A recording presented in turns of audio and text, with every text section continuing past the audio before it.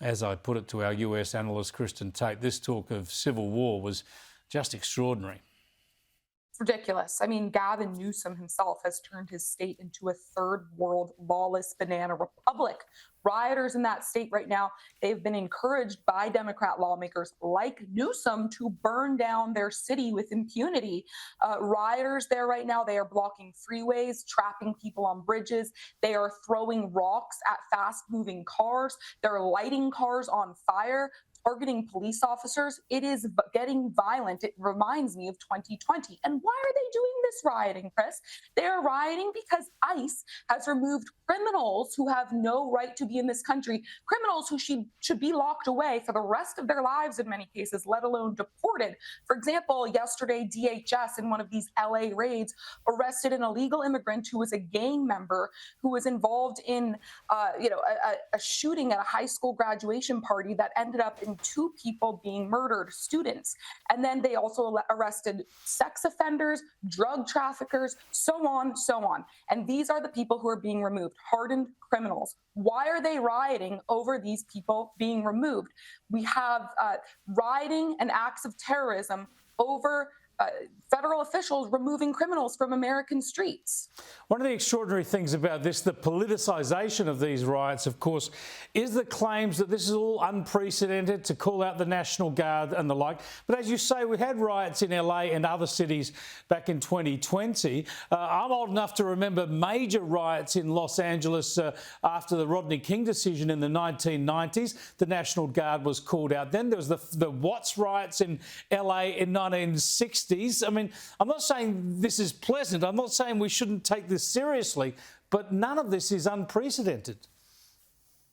It's not unprecedented. However, in 2020, something different happened there, which was the riots were allowed to go on with impunity. This went on for months in America, small businesses being burned to the ground, cops being targeted, in some cases killed. It was really horrible and changed this country in ways that we are still trying to comprehend, while normal Americans were being locked in their homes, cowering, unallowed to go outside or send their children to school. So we cannot let 2020 happen again today. These riots need to be put down immediately with force, and I think that's what Trump is planning to do and what he is doing. Well, not only do we have the Californian governor, Gavin Newsom, talking about Trump trying to push for civil war, we have Donald Trump saying that he should be arrested, that Gavin Newsom should be arrested. Have a look. His primary crime is running for governor because he's done such a bad job. What he's done to that state is like what Biden did to this country. And that's pretty bad. It's a wrong philosophy. Thousands, hundreds of thousands of illegal immigrants, many of them prisoners. They're taking up your health care. They're taking up your space in schools. They're taking up your hospital. And in many cases, they're criminals. And we have to do something about it. As for Gavin Newsom, he says, come at me. He suggested the president should send his border czar, Tom Homan, down there to arrest him. Come after me, arrest me. Let's just get it over with. Tough guy. You know, I don't give a damn. But I care about my community. I care about this community. The hell are they doing? These guys need to grow up. They need to stop. And we need to push back. And I'm sorry to be so clear, but that kind of bloviating is exhausting. So, Tom, arrest me. Let's go. Kristin, this is extraordinary to have that sort of political heat while there's this violence on the streets. Is there any sign that they'll actually communicate together and try and tackle this problem together? I don't know about that, but, I think right now the tension is high and the media is kind of fanning the flames. The thought process is that all of the chaos will be seen as Trump's fault.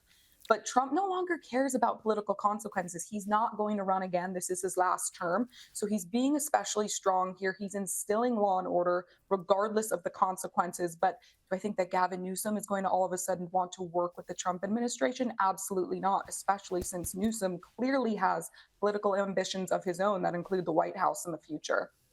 Yeah, now an Australian reporter was shot with a rubber bullet in the rioting 24 hours ago. Our government is now going to make representations to your administration over this, so everybody's getting involved. We'll see what happens there, but we'll keep an eye on events and see what develops. I want to get your thoughts on a couple of other things, though, before we run out of time, and one is this vision of Donald Trump tripping on his way up the stairs the other day. Have a look at this.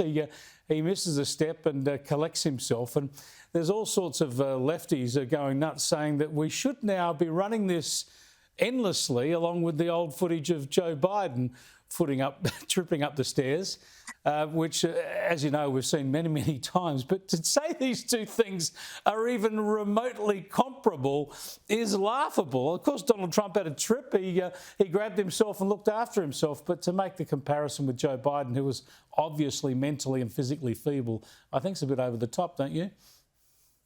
Of course, this is complete nonsense. I mean, a person's health is a compilation of many, many events over time. And we saw over time Joe Biden have mental lapses. He was tripping all the time. He couldn't remember things. This was very consistent with Joe Biden.